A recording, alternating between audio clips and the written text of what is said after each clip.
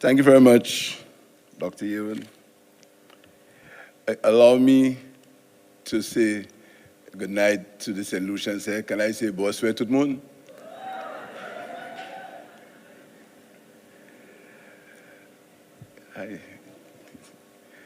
It's an honor to be here, particularly in my old school. I see Udin here. Yeah. Let me thank you, Mr. President, for this really revealing introduction. I hope everybody said it was true.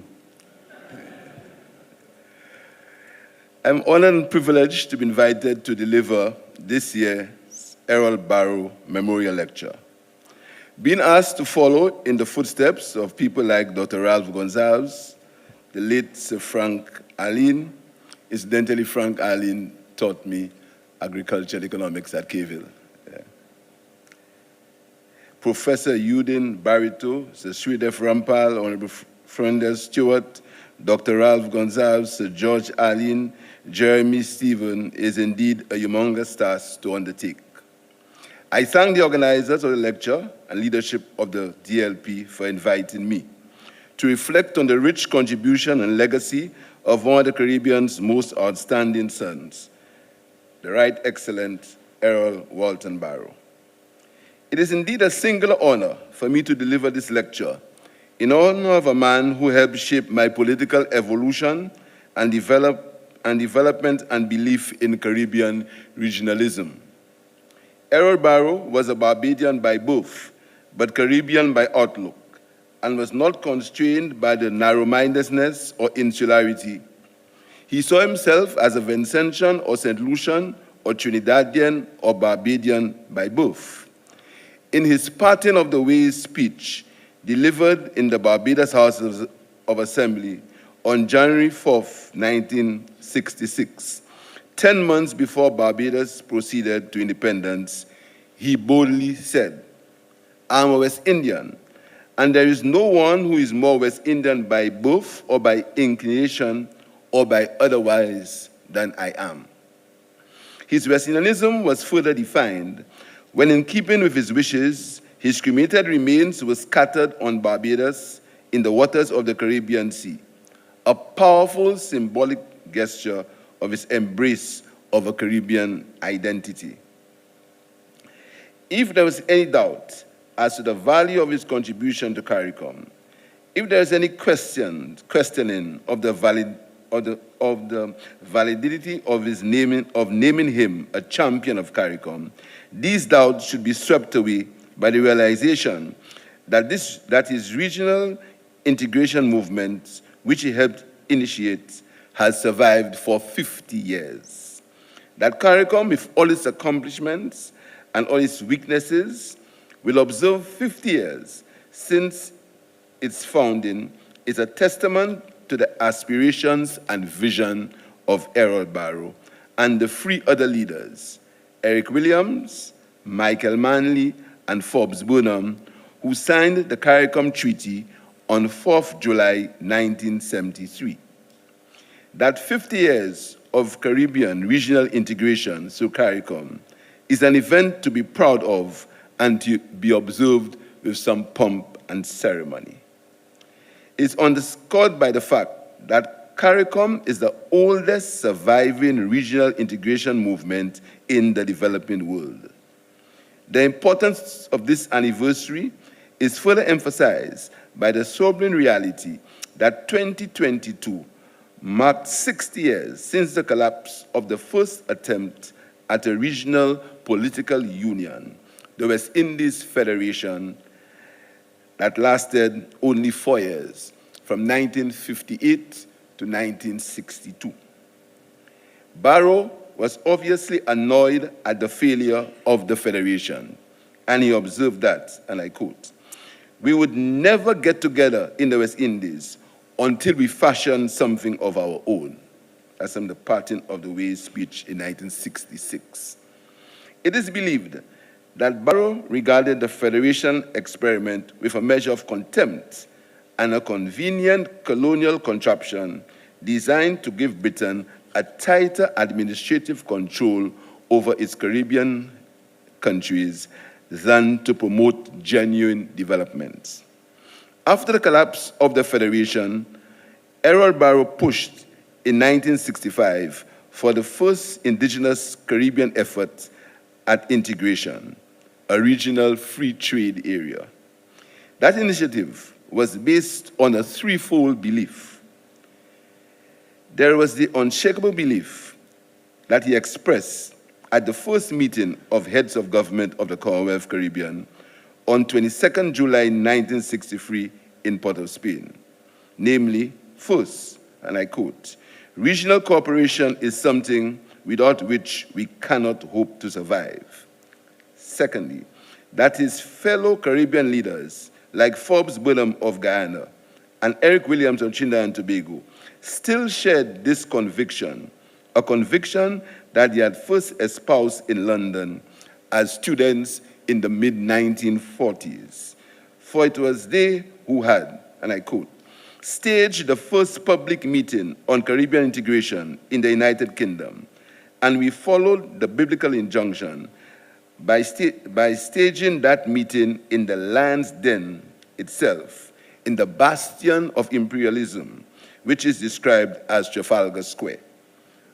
A lot of our fellow West Indians were rather amazed at our temerity, and we solicited the assistance of the colleagues from other parts of the world in making a bold stand on the need for West Indies integration." And he said so at the signing ceremony of the Treaty of Chaguaramas on the 4th July 1973.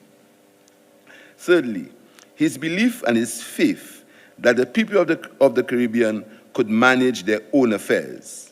He said, "I think that the writings of Dr. Williams and the economic researches of Professor Arthur Lewis were the first faint glimmerings of the indication that the Caribbean people were capable of managing their own affairs." It was all this that led him to invite Forbes Burnham to meet with him in Barbados on the 4th July 1965 to discuss the possibility of the establishment of a regional free trade area in the Caribbean. Exactly 8 years later, on 4th July 1973, at the signing ceremony in Trinidad of the Treaty of Chaguaramas, establishing CARICOM, he revealed some details of that meeting, and I quote, "Occasions for making disclosures of this kind are not frequent.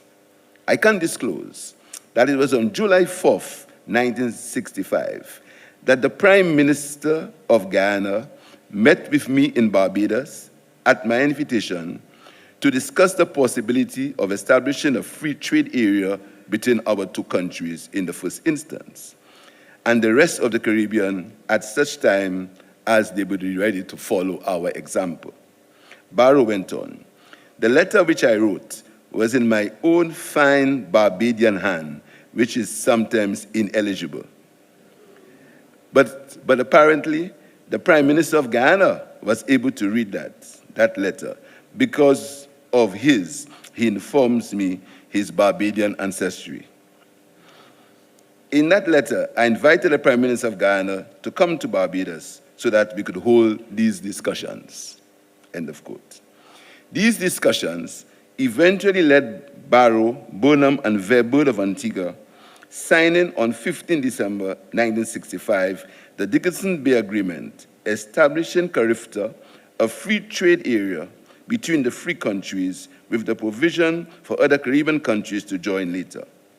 Eric Williams of Trinidad and Tobago quickly became involved in the discussions, and on the 1st May 1968, CARIFTA formally came into being for Antigua and Barbuda, Barbados, Guyana, and Trinidad and Tobago.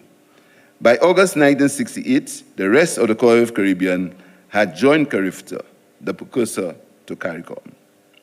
Barrow's 1965 meeting with Burnham was therefore pivotal to Caribbean history for two reasons. First, it was the seed that germinated the Caribbean community that we are all part of 50 years later. Secondly, through Barrow's passion for Caribbean integration, because Barrow dared to hold it, despite an environment in the Caribbean at the time which had become soured by the disappointment and disillusionment and anger that pervaded the region at the breakup of the West Indies Federation. Errol Barrow stands out as the indisputable founding father of the post-Federation Caribbean regional integration movement. 50 years on,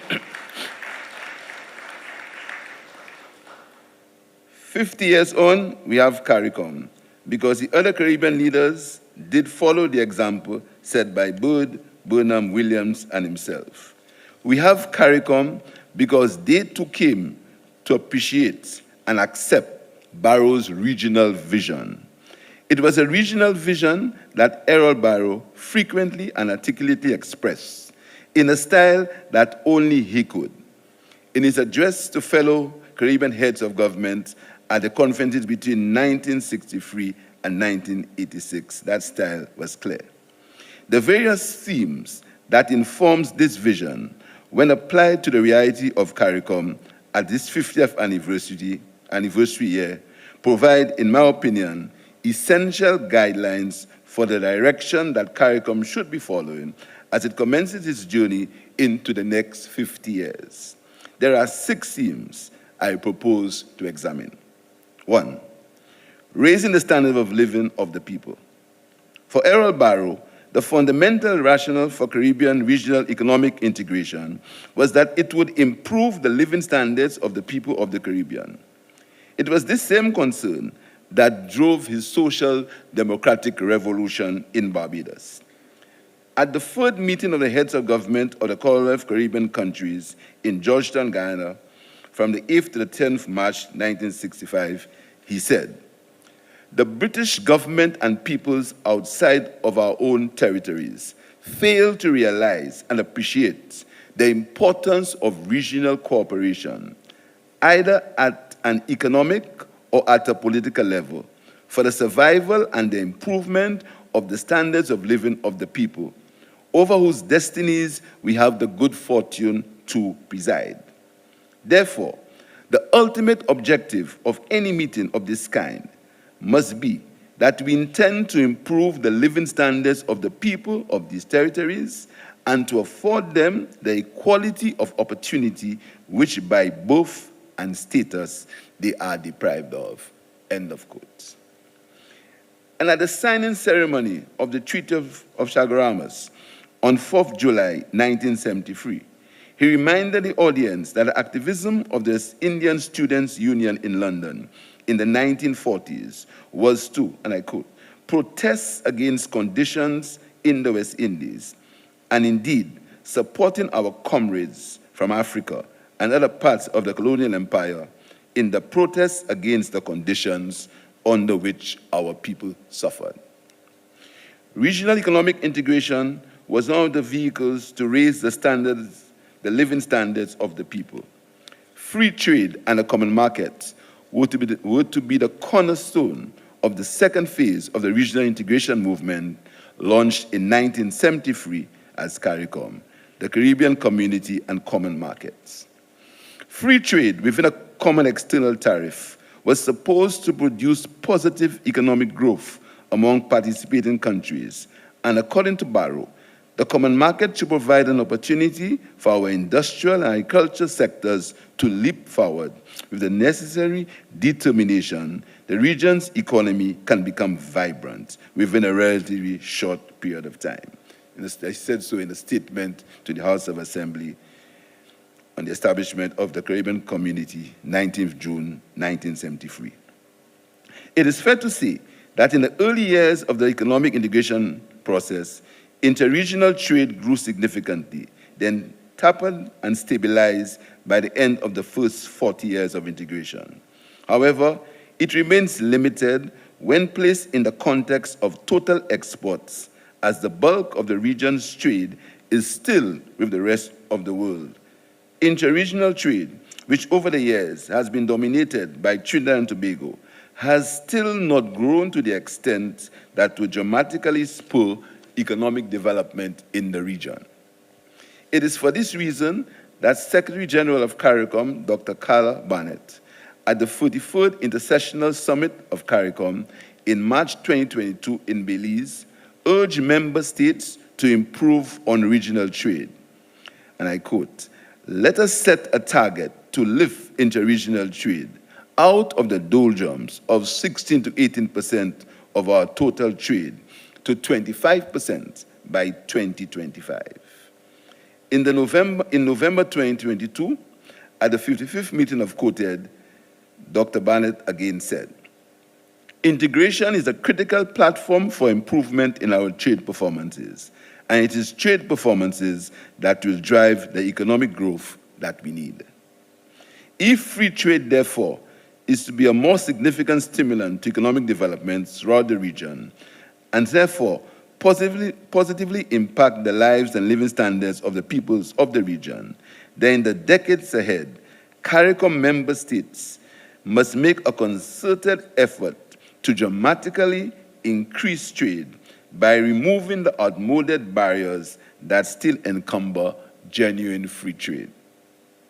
Therefore, there is a school of thought that believes that in the CARICOM context, the freeing of trade among member states is necessary but insufficient to obtain the gains of economic integration. It argues that it also necessitates the removal of colonial economic and social structures and production and consumption patterns that have kept the region at a low level of development. It was in recognition of the limitations of free trade for driving economic development in the region that led the CARICOM founding fathers to ink the 1973 Chaguaramas Treaty. As you know, the treaty provided for a Caribbean community and common market with three pillars of integration: economic integration, functional cooperation, and foreign policy coordination. Later, in 2001, the successors to the founding fathers agreed to a revised treaty that establishes a CARICOM single market and economy, the CSME. And according to Dr. Carla Barnett, the adoption in 2001 of the revised Treaty of Chaguaramas incorporating the CSME was undoubtedly a bold and unprecedented step forward in deepening our regional integration process." End of quote. However, the single market is being slowly and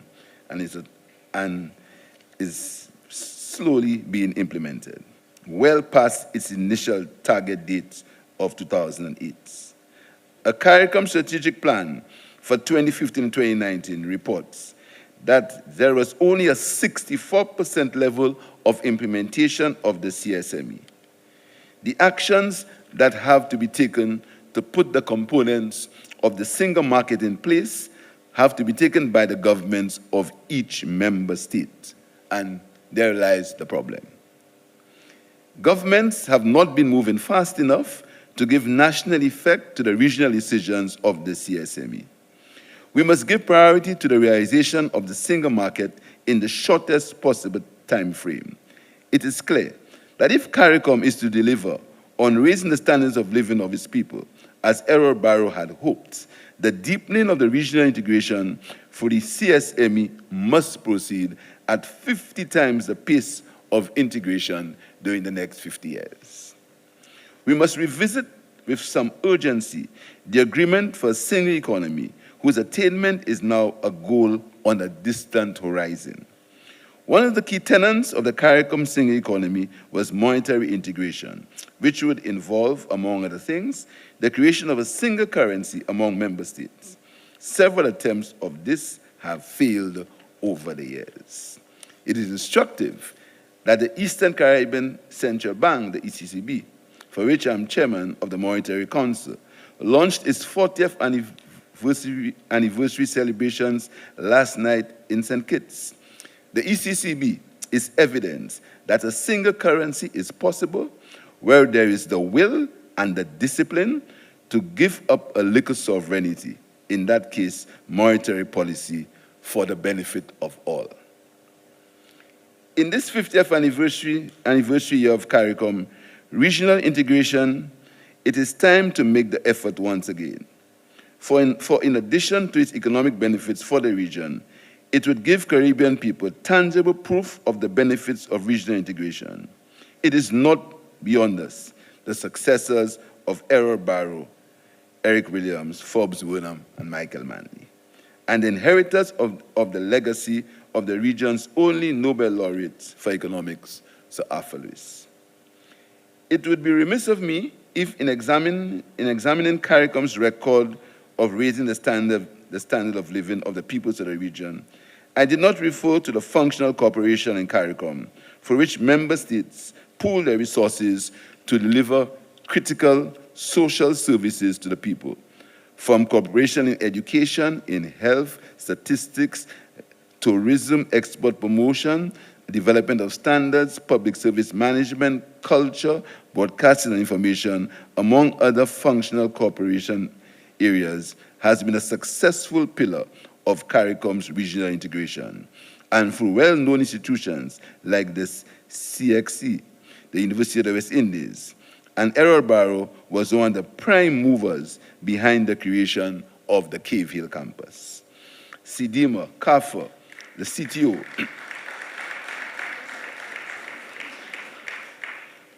the CTO has raised the standards of living of our people. The strengthening and expansion of functional cooperation must therefore also be a priority in the years ahead. Freedom of movement. The need for the mobility of the peoples of the region in the region had been recognized by Errol Barrow as far back as 1965.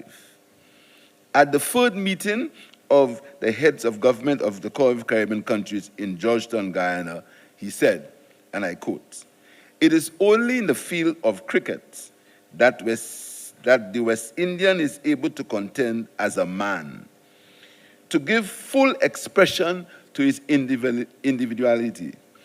In no other field, either social, political, or economic, has the man in the streets, has the middle-class man in his business been able to exercise their unrestricted control and to demonstrate freely their ability.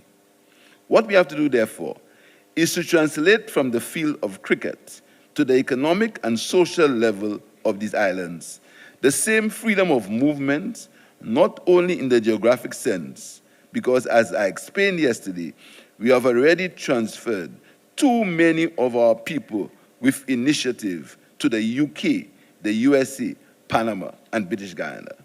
Therefore, when I say that there should be the greatest possible freedom of movement, or rather, the greatest political, social, and economic mobility would probably be a more accurate definition, end of quote.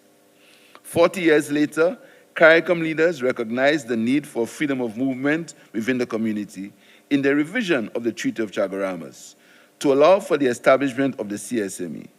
One of the key elements of the CSME, as you know, is freedom of movement of labor. For the people of the Caribbean to be able to move freely and work and establish businesses throughout the member states. The implementation of this principle has been as labored as the implementation of the single market itself. The free movement of persons regime is based on allowing persons of certain certified skills to be able to move freely and work within the region.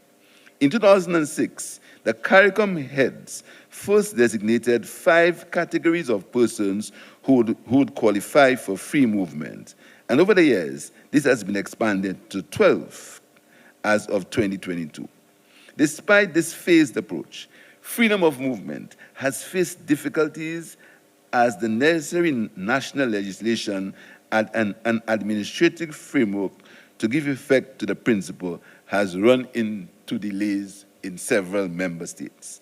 There is still a fear in some countries that they would be adversely affected by freedom of movement.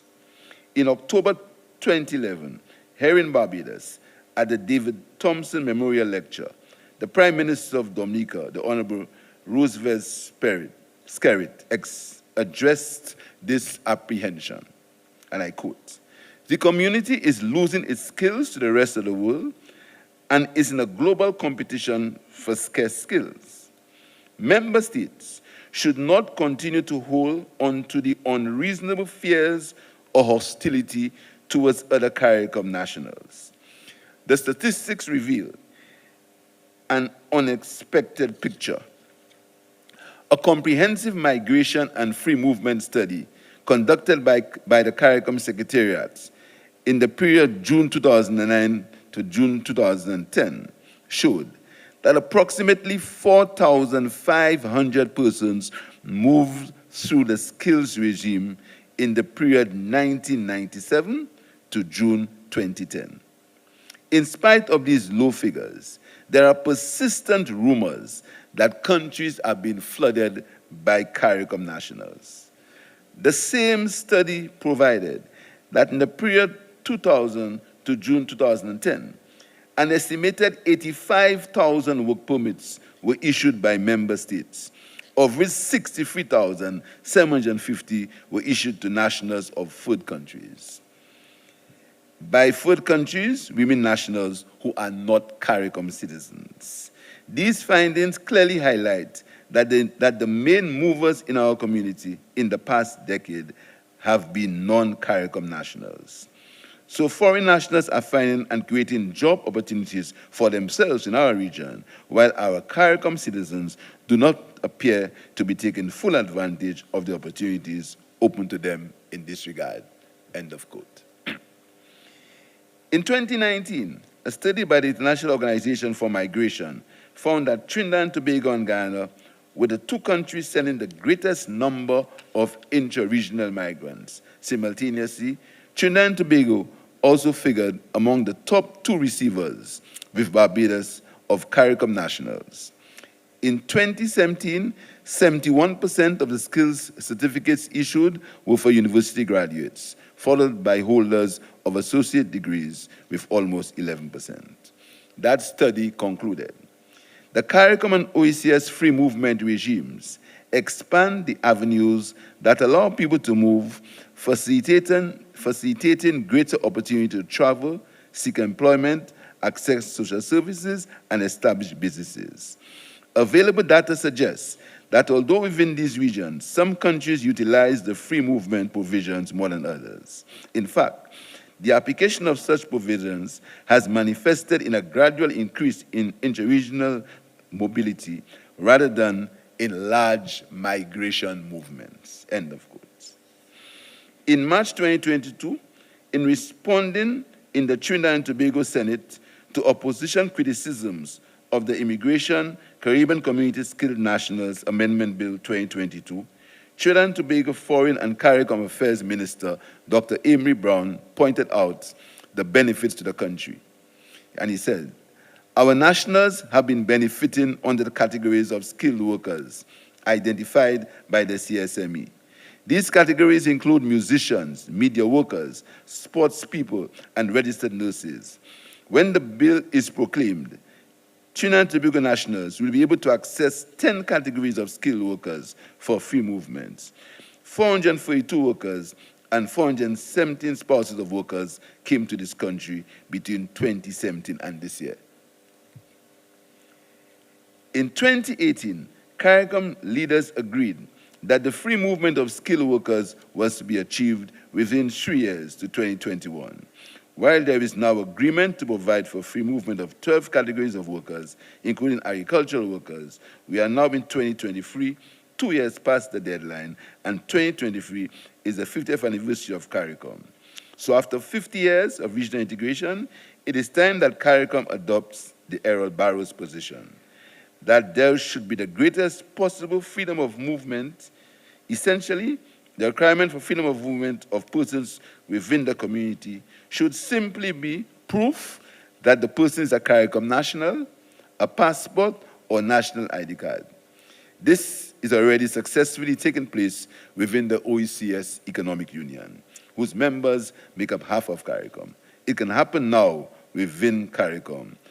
For, as Errol Barrow said in 1986, if you have sometimes failed to comprehend the essence of the regional integration movement, the truth is that thousands of ordinary Caribbean people do. In fact, they live that reality every day. We are a family of islands, nesting closely under the shelter of the great cooperative Republic of Guyana.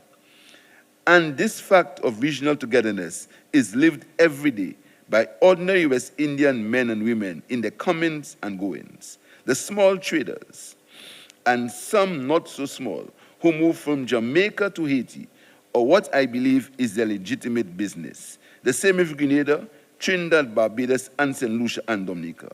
I should like to believe that we are all committed to the principle of mobility and people interaction. However, can we speak of freedom of movement when it's easier to get to St. Kitts by American Airlines than a regional airline? To come to Barbados, I had to that's one other show. With the unfortunate demise of LIAT, which is owned by regional governments, a huge void has emerged. Traveling around the region today has become a nightmare, both from the standpoint of high fares and reduced flight availability. It is having an undermining effect on the economic prospects of the region. This state of affairs must not be allowed to continue for much longer.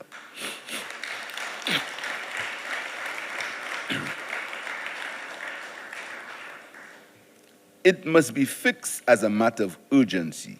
For years, too, CARICOM governments have also spoken of a fast ferry service between the islands, but these are yet to materialize. The issue of regional air and sea transportation must be approached from the premise that regional transportation is a regional public good, and as such, governments must invest in and finance it because it is a duty they owe the people of the Caribbean.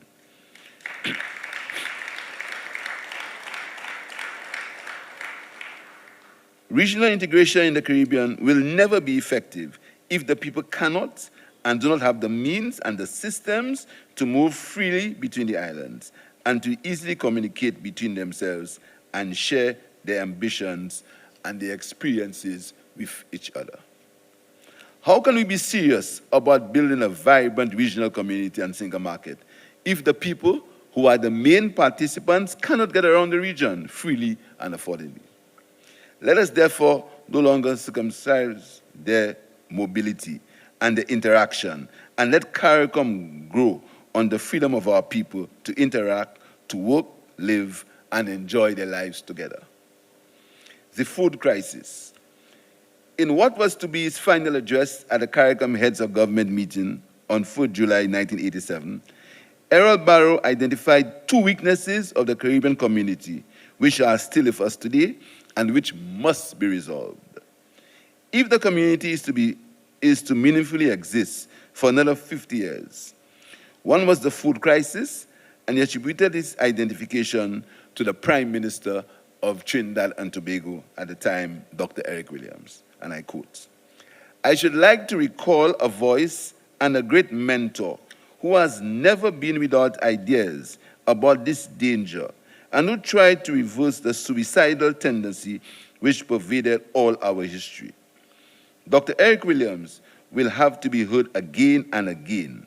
Whenever we say agriculture, he had a conception of food production which was regional. I quote from him on the Caribbean food crisis. Food production must be approached as a basic industry to be run on commercial lines by a corporation collectively owned by the governments of the area and making approved investments in different territories. This in practical terms means a Caribbean community market. Production must aim to satisfy not only the food needs of the local population of the Caribbean, it must also take into account the needs of the extensive tourist trade in such countries as Barbados and Jamaica, as well as the export market, beginning with the Caribbean region, Suriname, the Netherlands Antilles, Haiti, the Dominican Republic, and the commercial cooperation I envisage for the production of food on a large scale must keep the needs of these Caribbean areas in mind. Dr. Eric Williams wanted to connect to correct the preference for imported foods, which has been a major cause of our psychological dependency before and after independence.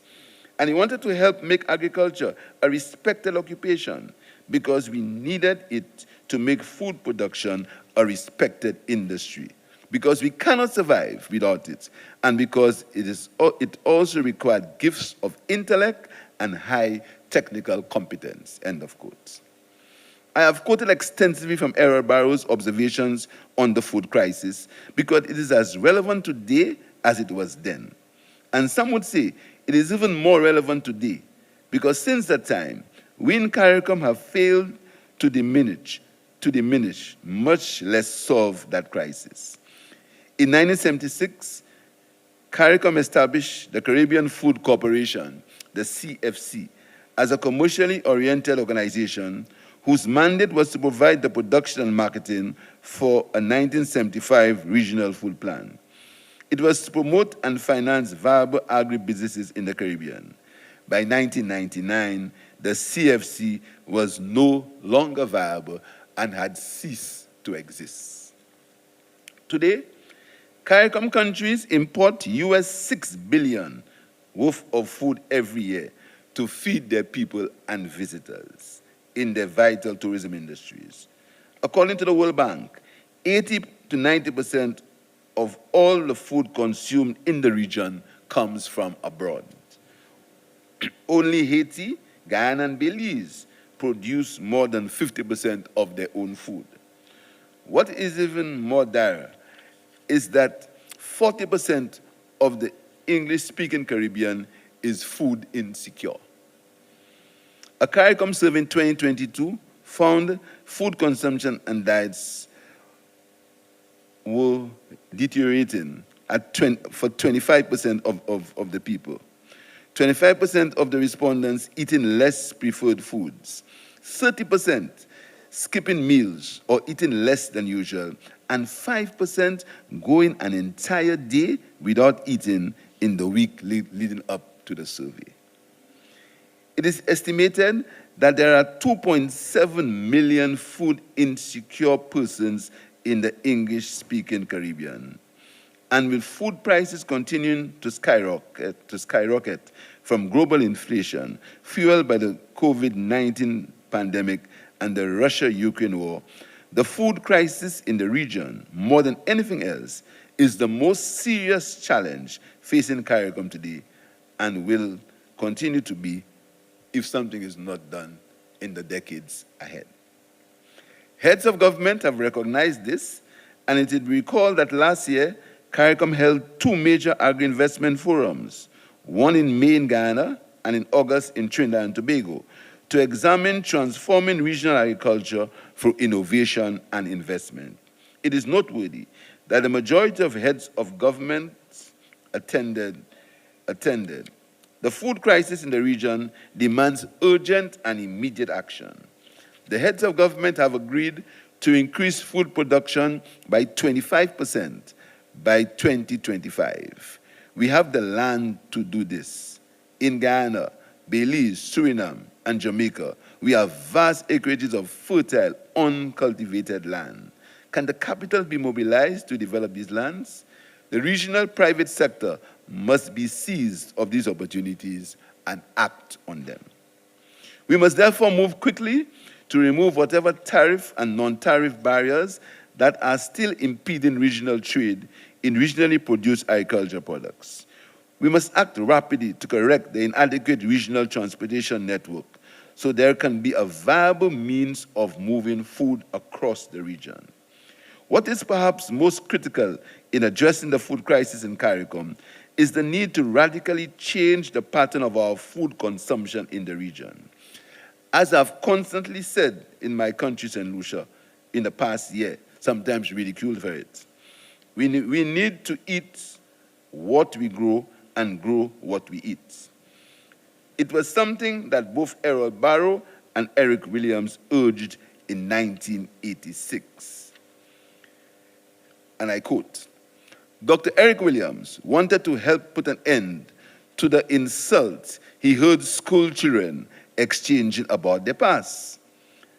I quote, "I myself encountered a group of young people to whom I was speaking and who assured me that they have no part of any agricultural program related to the small farmer and local foodstuff because commodities like Edos and Dashin were slave food. The colonel from the Confederate South has won the battle for the minds of our children." I am happy to say I don't think this will happen in Dominica, where school children are making agricultural work a normal part of their curriculum. And it is there we need to begin, in the schools.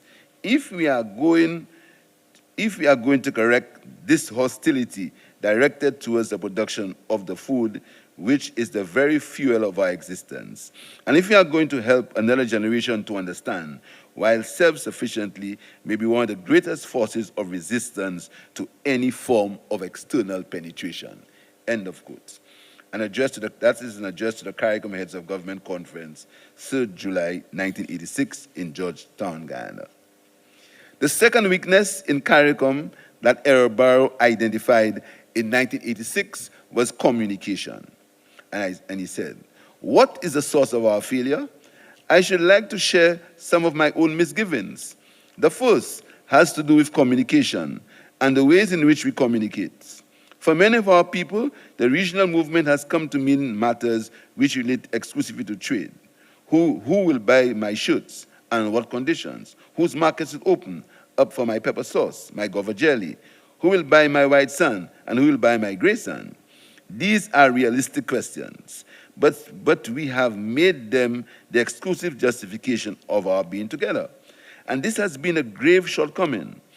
Whatever we recognize it or not, we have a cultural history, a common experience of feeling, which goes deeper and is much older than CARICOM and the negotiations about trade.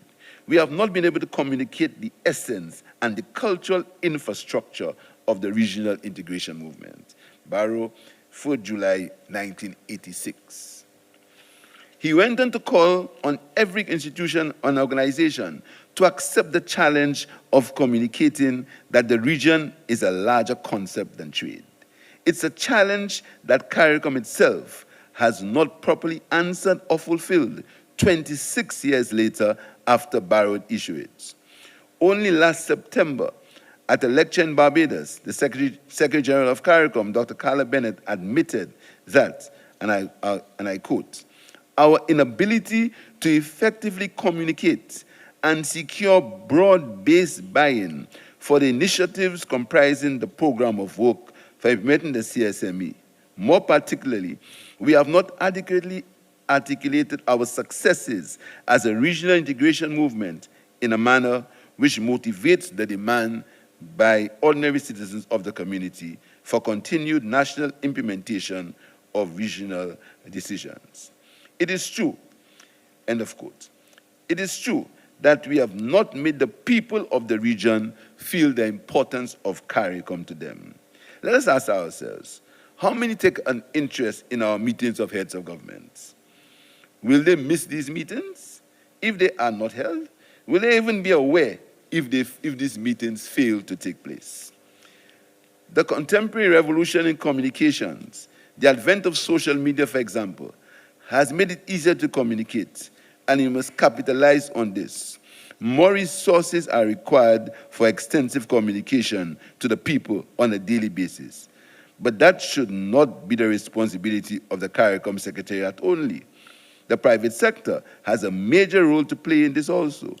There is need for traditional media outlets, radio and television, that are regionally oriented in their content and their focus, and to which the people of the region can tune into on a daily basis for news and information about the Caribbean community.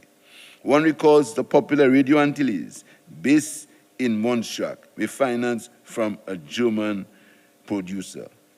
In the mid-90s, when it fell victim to the Montserrat volcano, then there was BBC Caribbean Service with its daily Caribbean report and Sports Caribbean, which the BBC closed in 2011, after decades of broadcasting to an appreciative regional audience. It should be noted that both these services were externally sponsored. The Caribbean news agency CANA was established to increase regional awareness through a significantly higher output of regional news and information. Unfortunately, CANA has all but disappeared, and it's not uncommon for us to know more international news, more about Trump, than the happenings airing in neighborhood island 30 minutes away.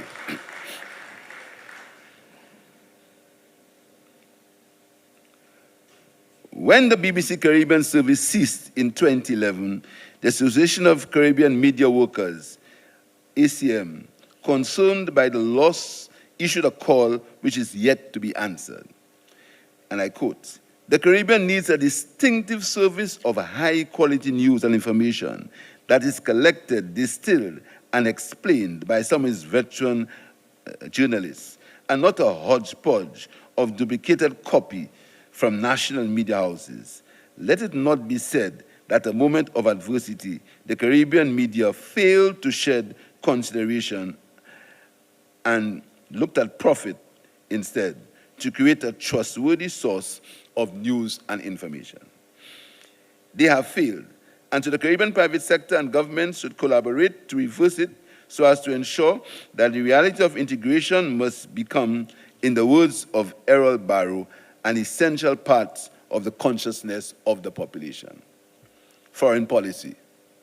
The Right Honorable Errol Barrow was not only a proud Barbadian patriot, but he was an ardent Caribbean nationalist, fiercely guarding the identity, sovereignty, and independence of the countries of the Caribbean. He was an anti-colonialist and anti-imperialist. This is why he declared that Barbados would be, and I quote, "a friend of all and satellite of none." This is why he drew attention, and I quote, "to the need to protect our small communities from the exploitation by undesirable influences." That is why he announced in July 1986 that my position also remains clear, that Caribbean people must be recognized and respected as a zone of peace. That is why there is a fundamental theme. I should like to think there can be no difference, and that is the absolute necessity to promote and defend the solidarity and sovereignty of the regional Caribbean family, and also the absolute obligation to discover the strategies and mechanisms which ultimately lead to unity of action in all major areas of our economic and social political life, end of quote. The pillar foreign policy coordination by CARICOM, first enshrined in 1973, in the 1973 treaty, was one of the mechanisms for unity of action in the political life of the community. This was important for Barrow because within the Caribbean Community and Common Market, and I quote, "Moreover, the region as a whole will carry more bargaining weight when confronting third parties, trading groups, and international organizations." Barrow, 19 June 1973. Barrow, Manley, Williams, and Burnham demonstrated this, and all of the foreign policy themes espoused by Barrow when on the 8th December 1982, Barbados, Guyana, Jamaica, and Trinidad and Tobago established diplomatic relations with our fellow Caribbean country of Cuba. This was against the dictates of the United States and the action of other Caribbean countries that had towed the US line. We have managed in our 4 countries, and Jamaica, Trinidad and Tobago, Guyana, and Barbados, to sustain our independence to the extent that we were considered to have committed an act of defiance in October last year when we took a lead in the Western Hemisphere in deciding to open diplomatic relations with the Republic of Cuba, much to the chagrin of our regional neighbors in the north. We said so in Toronto in April 1973. This has been one of the greatest acts of foreign policy coordination by CARICOM states, for it has stood the test of time, and today, Cuba and CARICOM countries enjoy a close and beneficial relationship. Only recently, the 50th anniversary of this event was celebrated here in Barbados by CARICOM countries and the President of Cuba. Since 1982, The record of foreign policy coordination in CARICOM has been mixed. It was successful in the struggle against apartheid, in the non-aligned movement during the Cold War, and in negotiations for a new trading relationship with the European market. But it has been divided in some critical areas. There was stark division over the US-led sanctions and other actions of aggression against Venezuela and its president, Nicolas Maduro, with 6 CARICOM states visibly siding with President Donald Trump on that issue. In the decades ahead, CARICOM countries must reach for foreign policy harmonization rather than coordination, and this is based on the absolute necessity to promote and defend the solidarity and sovereignty of this regional Caribbean family. Barrow, 1986. There will be continued economic and geopolitical threats and challenges to the Caribbean as a zone of peace. But more importantly today, there is an essential threat to all of us. It is climate change, that in the battle for climate justice, the Caribbean must have one voice. It must have unity of action. Failure could very well mean the disappearance in 50 years' time of the type of island states that we are today. There is one other aspect of Barrow's position that the Caribbean must be respected, that the Caribbean must be respected as a zone of peace, of which we must recognize. The threats to peace in the Caribbean are not only external, but are also internal. Instability in one member state cannot be good for the community, and so it is incumbent on CARICOM to help solve the crisis of governance and security in Haiti today, with its humanitarian and other problems. While the community is currently in dialogue with Haitian authorities and stakeholders for a solution to the problem, there are differences of opinion as to the best approach. We must be united in our mediation efforts. We need to succeed because we owe a historical debt to the people of Haiti for their brave overthrow of slavery and colonization and their strike for black liberation 200 years ago. We must succeed because their problems have partly stemmed from a 200-year history of interference and interventions in their affairs, invasions of the country, and economic exploitation by imperialist powers. We need to succeed, if only for economic reasons, because Haiti, with over 11 million people, is the largest market in CARICOM. Further, it is reported to have huge untapped mineral resources of oil and natural gas.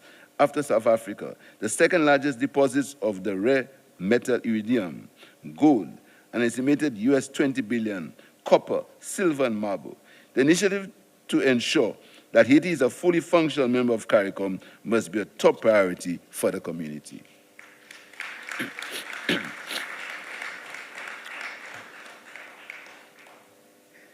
The other internal threat to peace in CARICOM is the rising rate of violent gun crime in some of our member states, including my own St. Lucia, and more noticeably in Jamaica and Trinidad and Tobago. Uncontrollable crime can retard the economic development of our countries and damage the livelihoods of our people. The solutions to crime are complex. However, the gravity and similarity of the current crime problem in some of our countries requires urgent and determined regional collaboration on its short and long-term solutions and for the CARICOM Implementation Agency for Crime and Security. We must increase our efforts in that direction. Leadership. Finally, I turn to the question of leadership. The leadership of our Caribbean community, what can we learn from Errol Barrow as Caribbean leaders face the start of the next 50 years of CARICOM?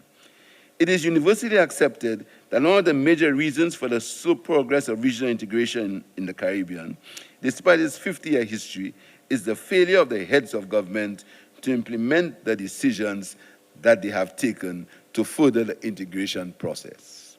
Study after study, report after report, commission after commission has blamed CARICOM's implementation deficit for the integration process not being more advanced and have recommended improvements to its governance system.